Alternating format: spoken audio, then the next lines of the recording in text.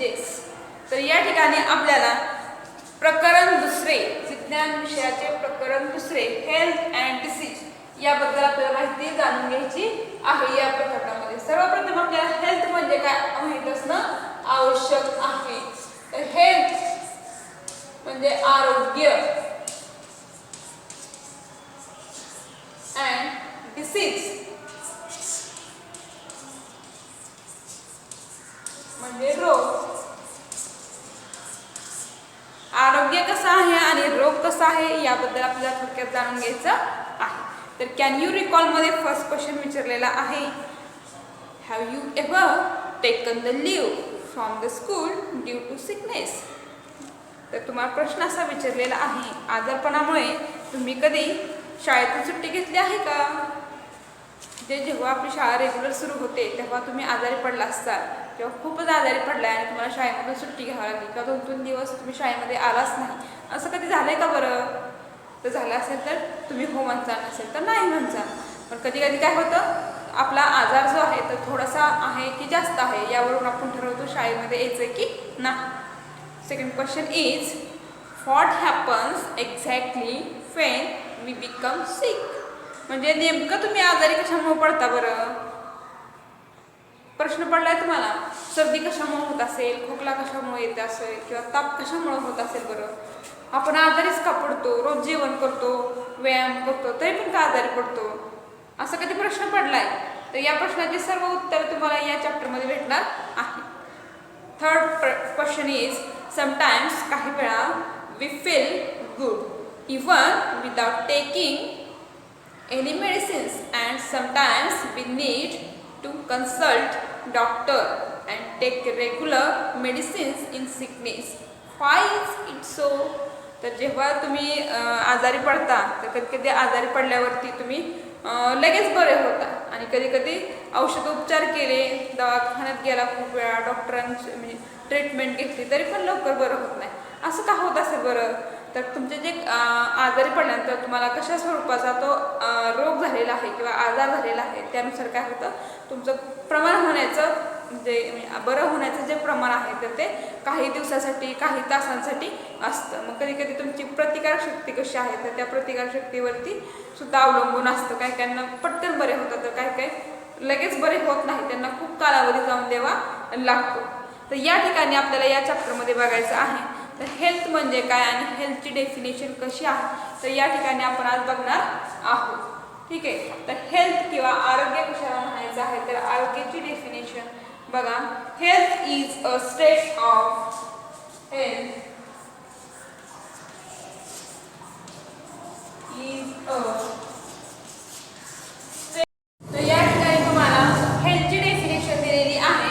तर हेल्थ कशाला म्हणायचं किंवा काय तर ते बघा, health is a state of complete physical, mental and social well-beingness and not merely the absence of any disease. तर या ठिकाणी तुम्हाला आरोग्य म्हणजे काय या ठिकाणी सांगितलेलं आहे. तर बघा, health is a state of complete म्हणजे पूर्णपणे, फिजिकल म्हणजे शारीरिक, मेंटल म्हणजे मानसिक आणि सोशल वेल-बिगिंगनेस म्हणजे बघा तुम्ही सामाजिकरित्या पूर्ण आहात का किंवा सदृढ आहात का, म्हणजे शारीरिक, मानसिक आणि सामाजिक दृष्ट्या किंवा सामाजिकरित्या तुम्ही पूर्णतः सुदृढ आहात का.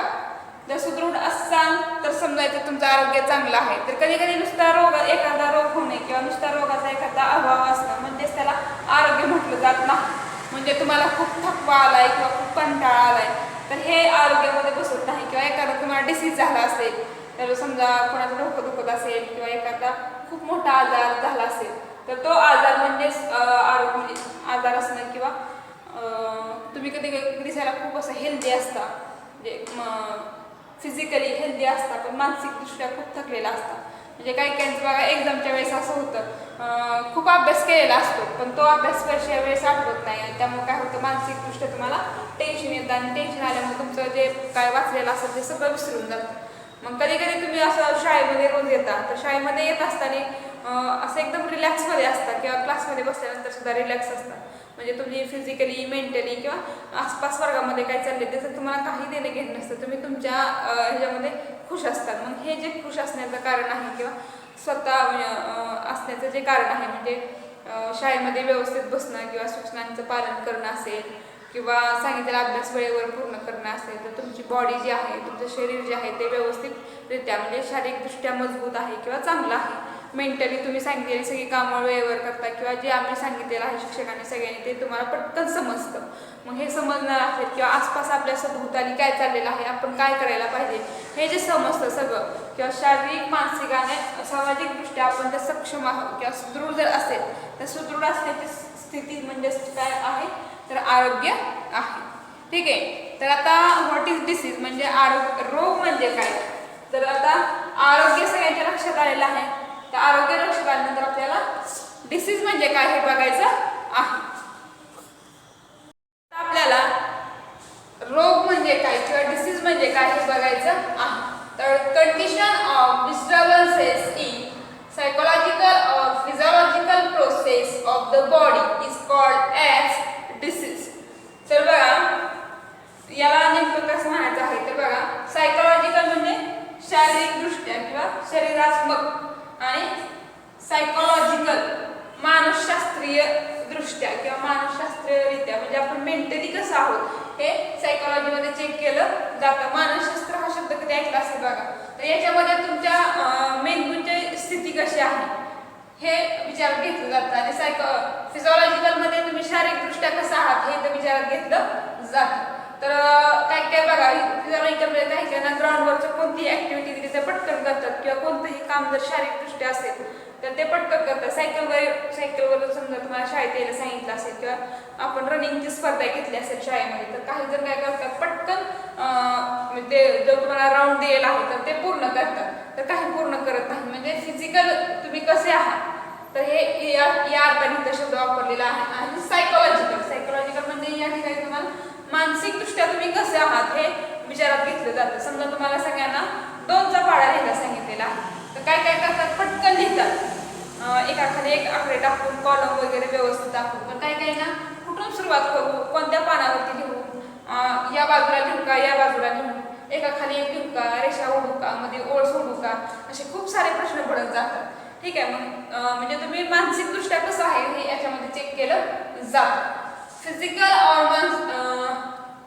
और psychological process of the body म्हणजे तुमच्या शरीराची मानसिकरित्या आणि शारीरिकरित्या कशी प्रोसेस होती म्हणजे कसा त्याच्यामध्ये कंडिशन त्याची चेंज होत जाते किंवा काय बदल घडत जातोय किंवा एखाद्या तुमच्या शरीर म्हणजे शारीरिकदृष्ट्या असेल मानसिकदृष्ट्या असेल शरीरातील एखादा महत्त्वाचा जैविक कार्यामध्ये अडथळा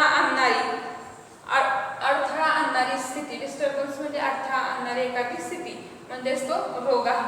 तर एखादं काम तुम्ही सहजपणे करू शकता पण एखादं जर तुम्हाला डिसीज सर्दी खोकला थकवा काय जाणवला असेल तर तुम्ही ते सहजपणे काम करू शकणार नाही.